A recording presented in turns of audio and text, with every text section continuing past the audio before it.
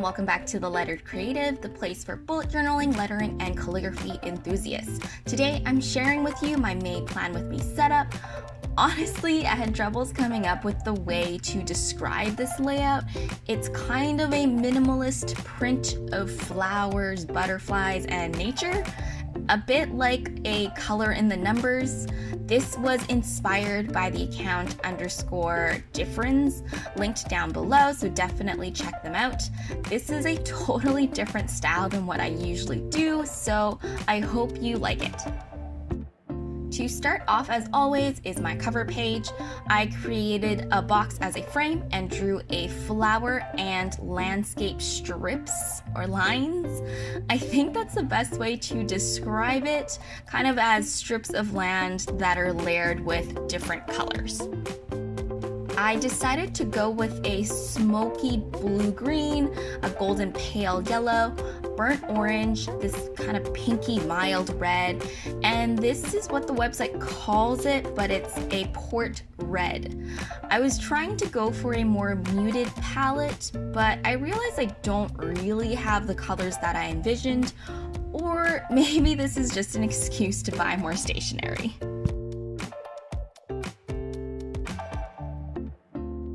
I added a grid in the back. I decided to freehand everything just because there are so many lines in the landscape and the art in this that they're not always straight anyways, so I thought it's okay if the grid lines match. So this doesn't usually happen, but the page next to it is my quote page. When I was setting this layout up, this was actually the last page I did because I didn't want to do a full 2-page quote spread since all of the other layouts were already done, so I thought that this is a good use of space. This quote is kind of not really a quote, it's a little I don't know, but I decided to go with In Bloom for this theme, this season, and hopefully where you are in life, and it is a Nirvana song. The font I use for these spreads is a simple block caps lettering. I feel like it fits in with the theme, but you can definitely choose whatever font you like. I like how it kind of juxtaposes a lot of the horizontal lines from the landscape strips, so yeah.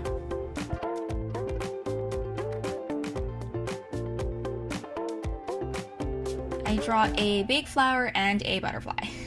I decided to go with peonies because I love drawing them, and I think they bloom in May as well. I don't really think you can tell in this layout what kind of flower this is, but that's just FYI. For the background, I create more landscape strips. For coloring this spread, I tried to color it in line by line to make it stylized even further. I think doing it line by line can be nice, just to add a little bit of oomph to your work, but it's definitely not the fastest or the most efficient way to color in your layouts, but you can be the judge of whether or not you like this look. My next spread is my monthly calendar. I went with a classic calendar look. I like to start my days of the week with Monday, and this month just so happens to end on a Monday, which would make it have its own week when you do a classic layout. So something that I do is actually put it on the top of my calendar, kind of in the first week. So the 31st actually appears first. This way you don't have to have like that little extra box dangling at the bottom of your calendar, and I think it makes it easier for the layout. Next to it on the right is a butterfly in a box with the landscape pattern behind it. I debated on using this space to be some sort of to-do or deadline box, but I found that I don't really use it anyways, and I just think it's prettier having some sort of art next to it. And to the left of the calendar is a box with the word month written on it. I thought that since the lettering is pretty simple, I wanted it to stick out of the box and play with the space a little bit. There is also a single flower behind it, but it's also peeking out of the frame. I color it in line by line using the strokes, using the color palettes of this spread. Just note that when you're doing landscape strips, to see where the colors may cross over. It's not a super big deal, but if you don't want the same colors to overlap in the strips, then pull the strips all the way across to the end so it just takes up the whole line instead of having it being cut by another strip, which means it'll match a different color. As you may have noticed, the port red actually crosses paths here. I'm not too fussed, but it would be nice if it wasn't there.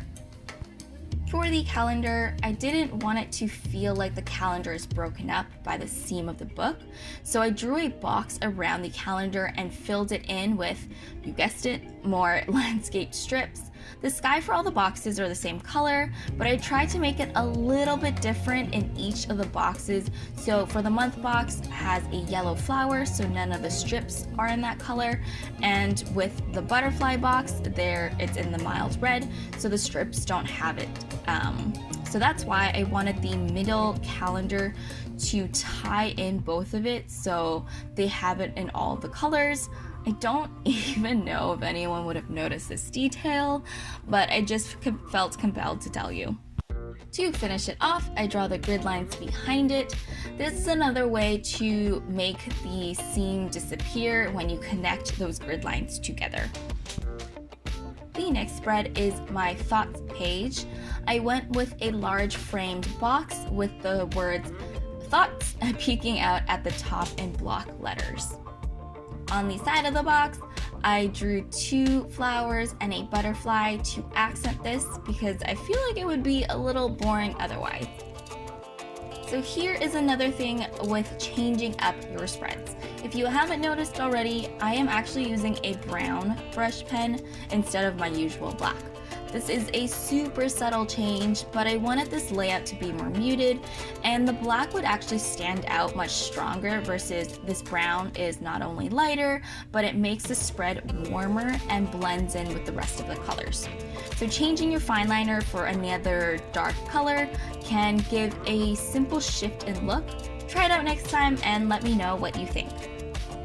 And again, I go in with the colors in mostly horizontally. The spread next to it is my habit tracker. This was the layout that I first saw from Difference that I thought was so cool that I decided to have my own take of it, so definitely check that out.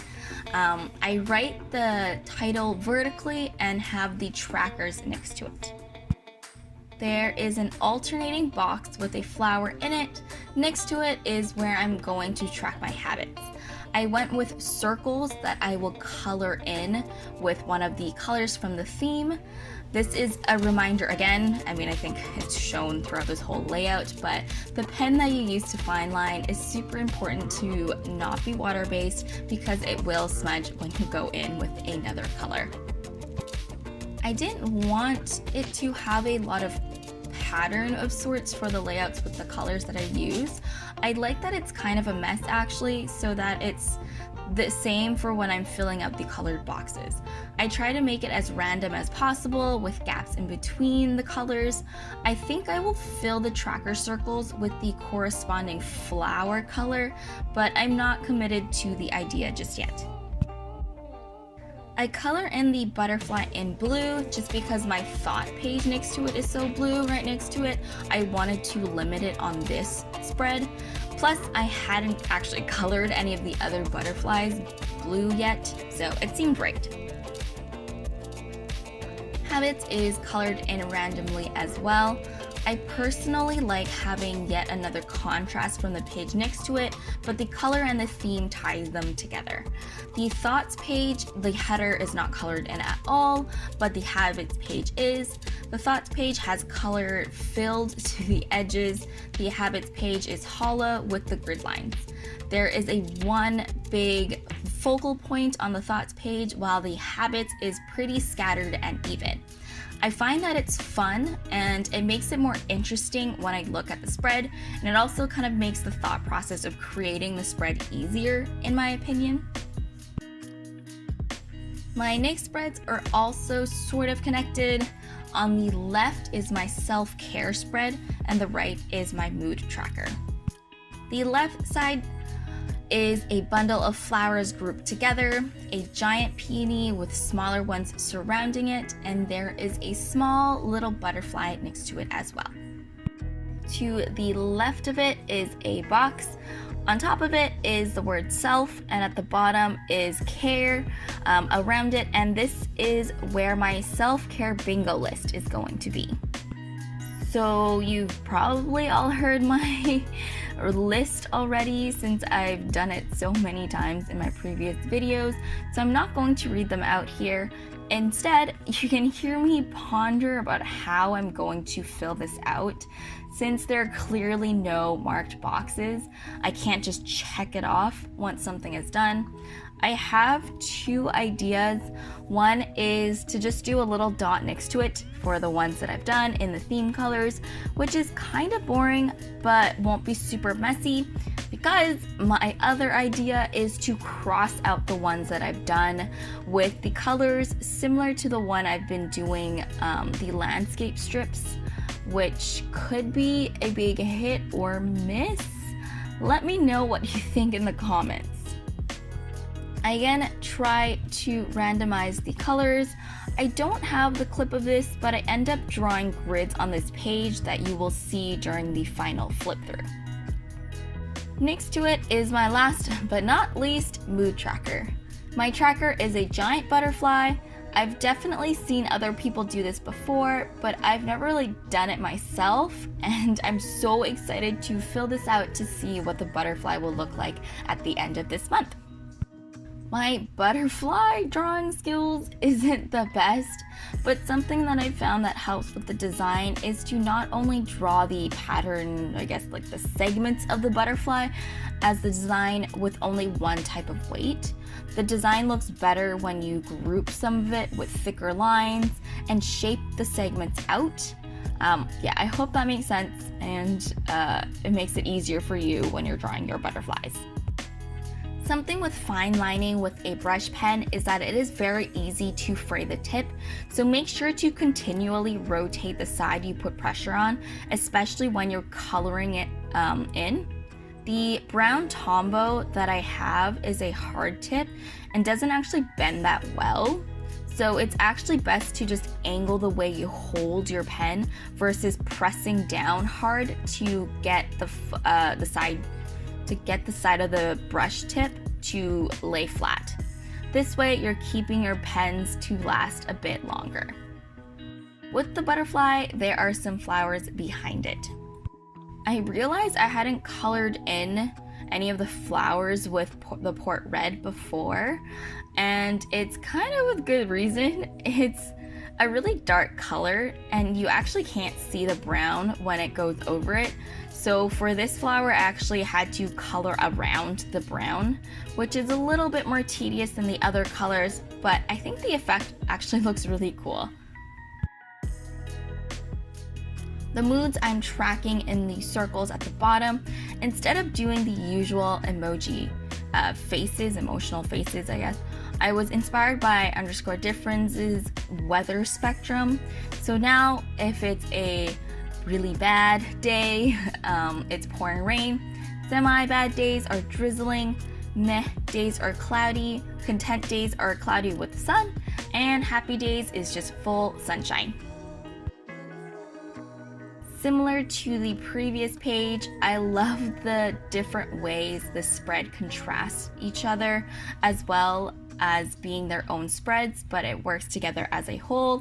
So if you kind of pull back, you can see that it's somewhat of a full butterfly shape. So that's it for me today. I hope you enjoyed it. It's a bit different from my usual. If you did like it, make sure to leave me a like. If you want more from me, subscribe, leave me a comment if you have something to say. And thank you so much for watching this video, and I'll see you in the next one. Bye!